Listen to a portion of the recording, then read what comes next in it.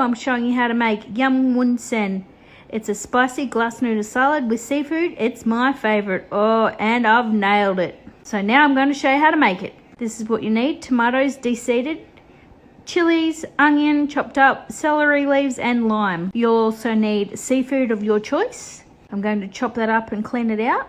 You'll need glass noodles made from mung bean starch. This is what you need for glass noodles. You'll also need some palm sugar, fish sauce.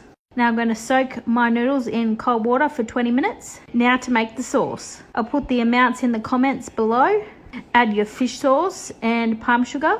Add your chilies and your lime juice, and you're going to give that a mix or blend, whatever you'd like to call it, mortar and pestle. Now to cook the noodles and the seafood. It literally takes about 30 seconds. Because the noodles are already soaked, they're easy to cook. That was so fast. Now I'm draining it. Going to add the sauce and the vegetables. Give that a mix. I love it spicy and hot. Give it a try, guys. Thanks for watching. Cheers. Yummo!